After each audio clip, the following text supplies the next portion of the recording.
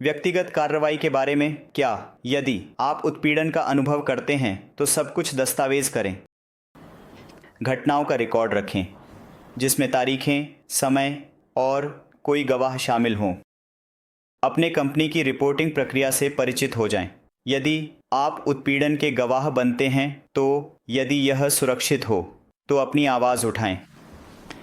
अपने सहयोगियों का समर्थन करें और यदि वे किसी घटना की रिपोर्ट करते हैं तो गवाह बनने की पेशकश करें। प्रबंधकों के लिए सभी शिकायतों को गंभीरता से लें। अपने टीम के साथ कार्यस्थल की संस्कृति और व्यवहार के बारे में नियमित रूप से जांच करें। उत्पीड़न के जड़ कारणों को संबोधित करना भी अत्यंत महत्वपूर्ण है। इसमें शक्ति असंतुलन और सामाजिक दृष्टिकोणों की जांच करना शामिल है। मीटू आंदोलन ने सामूहिक आवाज़ों की शक्ति को उजागर किया। इसने दिखाया कि जब लोग बोलते हैं तो परिवर्तन संभव है।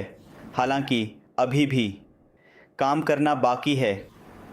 जैसे जैसे हम आगे बढ़ते हैं यह महत्वपूर्ण है कि बातचीत जारी रहे। हमें यह सुनिश्चित करने की आवश्यकता है कि सभी आवाज़ें सुनी जाएं, जिसमें हाशिए पर मौजूद समुदायों की आवाज़ें भी शामिल हैं। कार्यस्थल पर उत्पीड़न के खिलाफ लड़ाई के लिए निरंतर प्रयास दें और सतर्कता की आवश्यकता है। अब चलिए लड़कियों की शिक्षा तक पहुंच के बारे में चर्चा करते हैं। आइए कुछ चौंकाने वाले तथ्यों से शुरू करते हैं। क्या आप जानते हैं कि दुनिया भर में 129 मिलियन लड़कियां स्कूल से बाहर हैं? यह मैक्सिको की पूरी जनसंख्या से अधिक है। लेकिन यह क्यों हो रहा है?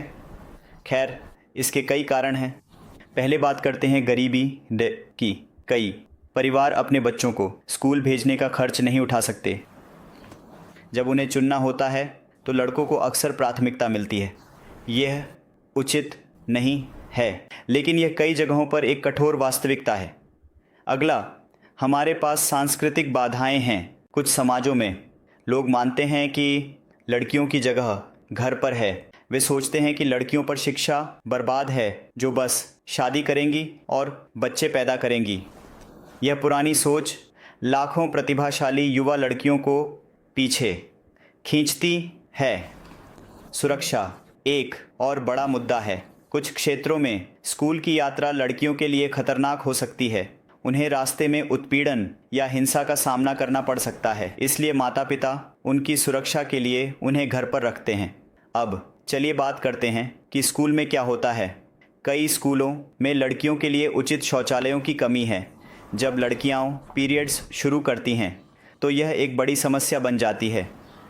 वे अंततः कक्षाएं छोड़ने या पूरी तरह से बाहर होने लगती हैं। बाल विवाह एक और बड़ा बाधा है। जब लड़कियों की शादी कर दी जाती है तो उनकी शिक्षा आमतौर पर रुक जाती है। उनसे घर की देखभाल करने और तुरंत परिवार शुरू करने की उम्मीद की जाती है। लेकिन यहाँ बात यह है कि लड़कियों की शिक्षा सभी के लिए फ़ायदेमंद होती है। जब लड़कियाँ स्कूल जाती हैं तो वे उच्च आय अर्जित करने, स्वस्थ बच्चों को जन्म देने और समुदायों में अधिक योगदान देने की संभावना रखती हैं। अब चलिए कुछ वास्तविक जीवन के उदाहरणों पर नज़र डालते हैं। मिलिए केन्या की सारा से। उसने स्कूल में रहने के लिए बाल विवाह के खिलाफ लड़ाई लड़ी। अब एक शिक्षक को देखें जो अपने गांव की अन्य लड़कियों को प्रेरित कर रहा है। या मलाला की कहानी पर विचार करें। उसने पाकिस्तान में लड़कियों की शिक्षा के लिए खड़ी हुई। हमले के बाद भी वह अपनी लड़ाई जारी रखती है। आज वह शिक्षा की शक्ति का एक वैश्विक प्रतीक है। ये कहानियाँ दिखाती हैं कि परिवर्तन संभव है, लेकिन हम मदद के लिए क्या कर सकते हैं?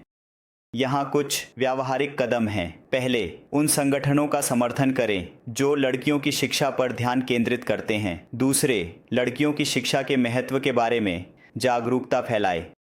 3, नए समुदायों में रूढ़ियों और पूर्वाग्रहों को चुनौती दें। चौथा, हमारे चारों ओर की लड़कियों को उनके शैक्षिक सपनों को पूरा करने के लिए प्रोत्साहित करें। सरकार भी एक महत्वपूर्ण भूमिका निभाती है। वे सभी बच्चों के लिए शिक्षा को मुफ्त और अनिवार्य बना सकते हैं। स्कूल के लिए सुरक्षित परिवहन प्रदान कर सकते हैं, अधिक महिला शिक्षकों को प्रशिक्षित कर सकते हैं और परिवारों को लड़कियों को स्कूल में रखने के लिए प्रोत्साहन दे सकते हैं। व्यवसाय भी योगदान कर सकते हैं। वे लड़कियों के लिए छात्रवृत्तियों को वित्त पोषित कर सकते हैं, इंटर्नशिप और मेंटरशिप कार्यक्रम प्रदान कर सकते हैं और कामकाजी माताओं के लिए लचीली कार्य नीतियों का समर्थन कर सकते हैं। याद रखें, शिक्षा मौलिक मानव अधिकारों की नींव है।